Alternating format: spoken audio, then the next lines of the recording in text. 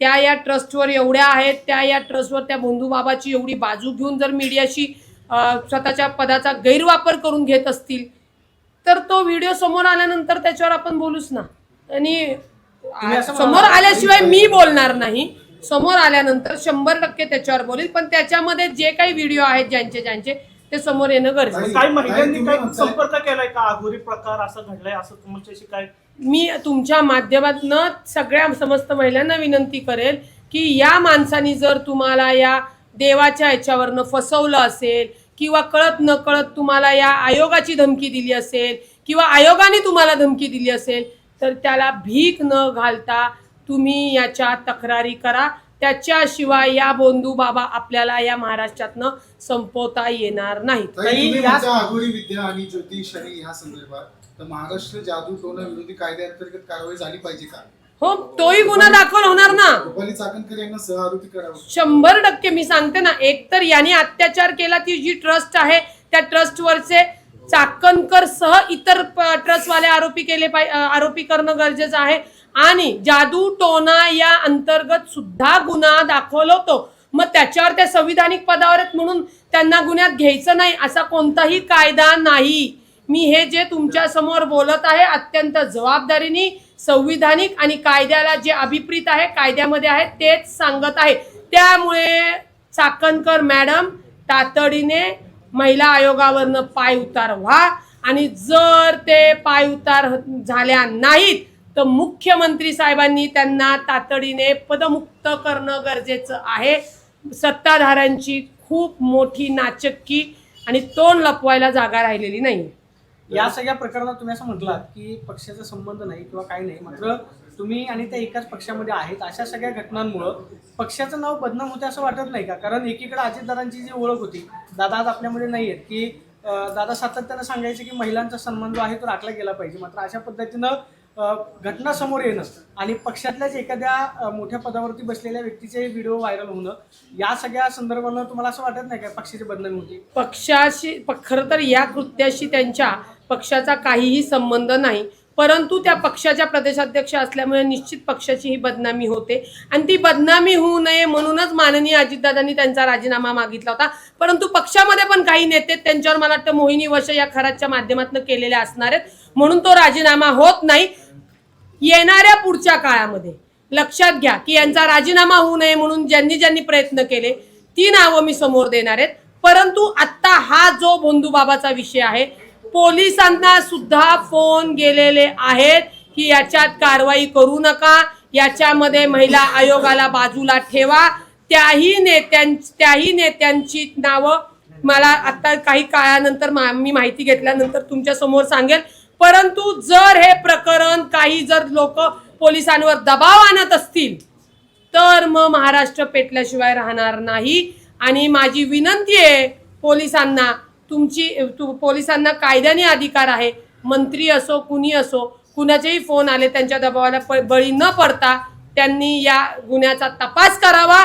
या गुन्ह्यामध्ये जे जे आरोपी होत आहेत त्या या ट्रस्टमधल्या सगळ्या रुपाली चाकणकर सह त्यांना आरोपी करावं. आणि जादू टोना जनजागृती कायद्याच्या याच्यात या सगळ्यांवर गुन्हा दाखल करा. 100% झाले. तुम्ही व्हिडिओ आहे बघा, एक व्हिडिओ आलाय त्यातला अघोरी प्रकार आपल्याला दिसलाय. त्याच्यामध्ये बाईवर राजकीय नेता कोण आहे किंवा फोन करतो आणि राज्य महिला ते मी माहिती घेते ना. कॉल्स येतील ना. कारण का जर तुम्ही पोलिसांना फोन करताय की राज्य महिला आयोग तपासामध्ये तुम्ही हे करू नका ते करू नका, कुठल्या महिलांना न्याय मिळणार आहे? कुठल्या महिलांवरचा अत्याचार थांबणार आहे? या सगळ्या गोष्टी आहेत. नाही म्हणजे आता राज्यामध्ये महायुतीचं सरकार आहे. तुम्ही असं म्हटलं की मुख्यमंत्र्यांनी पदमुक्त करावं. ज्यावेळेस काही मंत्र्यांवरती आरोप झालेले होते त्यावेळेस मुख्यमंत्र्यांनी किंवा महायुतीतल्या मोठ्या नेत्यांनी सांगितलेलं होतं की ज्या पक्षाकडे ते मंत्रिपद आहे त्या पक्षाने त्याचा विचार करावा. माणिकराव कोकाटेंचा राजीनामा झाला, धनंजय मुंडेंचा राजीनामा झाला. आता राज्य महिला आयोगाचं अध्यक्षपद जे आहे ते तुमच्या पक्षाकडे आहे. पक्षाच्या अध्यक्ष सुनीत्रा वहिनी आहेत. वहिनींनी हा निर्णय घ्यावा असं तुम्हाला वाटतं? 100% घेतील त्या निर्णय. त्या पक्षाच्या राष्ट्रीय अध्यक्ष सुद्धा आहेत आणि उपमुख्यमंत्री, महिला उपमुख्यमंत्री आहेत. त्यामुळे त्याही निर्णय घेतील. आणि मी मुख्यमंत्र्यांना सुद्धा विनंती केलेली आहे. परंतु पुन्हा सांगते याचा पक्षाशी संबंध नाही. काही लोक आपली काळी कृत्य लपवण्यासाठी पक्षातील नेत्यांचा वापर करतात. तो वापर आता कुणी होऊन देऊ नये. अन्यथा ज्यांच्यावर ही काय मोहिनी वश वगैरे झालेली आहेत त्या नेत्यांची नावं या मीडियासमोर तुम्ही लोकांनी आणावीत आणि राज्यातील महिलांना सक्षम सुरक्षिततामध्ये आहेत आणि या अजितदादांच्या लाडक्या बहिणी आहेत त्या सुरक्षितच राहणार याची हमी त्या नेत्यांनी द्यावी. हिंदी में एक बाइट है, वो उनका मिशन का एक वीडियो चल रहा है।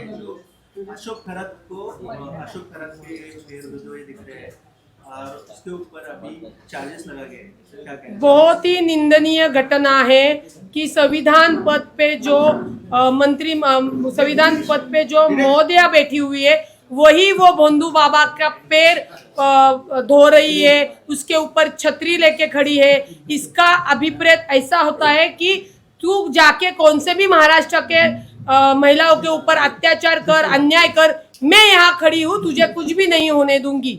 और जो महिला पे अत्याचार हुआ है उसने एफआईआर दर्ज की है। अभी महिला आयोग को वो पद पे बैठने का कोई भी अधिकार नहीं। उनका जो ट्रस्ट है भोंदू बाबा कैप्टन खरात का जो ट्रस्ट है उसके ट्रस्ट के ऊपर जो भी ट्रस्टी है विद महिला आयोग अध्यक्षा उनके ऊपर चार्जेस जारी करने चाहिए, उनको भी आरोपी करना चाहिए और महाराष्ट्र के महिलाओं को विश्वास देना चाहिए कि वो सुरक्षित है। देखिए आप पहले किसी से मिलते हो नहीं मिलते हो हमें कुछ लेना देना नहीं, मगर ये जो विषय है कल जो उनको अरेस्ट हुई है ये एक महिला के ऊपर बलात्कार हुआ है और उसके ट्रस्ट के ऊपर संवैधानिक पद पे बैठी हुई औरत जो महिला के सुरक्षा के लिए उनको वो पद प्रदान किया था उसका मिसयूज वो भोंदू बाबा उनको मिलकर कर रहा होगा, तो ये बहुत शर्मदीदा बात है। इसके ऊपर जल्द से जल्द जादू टोना कार्रवाई का गुनाह भी दर्ज होना चाहिए। और ये जो ट्रस्टी है ये ट्रस्ट को मालूम था कि ये आदमी ऐसा कुछ करता है, क्योंकि रूपाली चाकणकर मैडम ने 1 साल पहले खबरदार पुढारी को उनको माफी मांगने के लिए इन्फोर्स किया था। क्यों किया था? आपका क्या संबंध था? आप ट्रस्ट पे थी ना, तो उनके अगेंस्ट में तकरार जाने के बाद आप क्यों इतने तड़प से उनको माफी मांगने के लिए बोल दिया?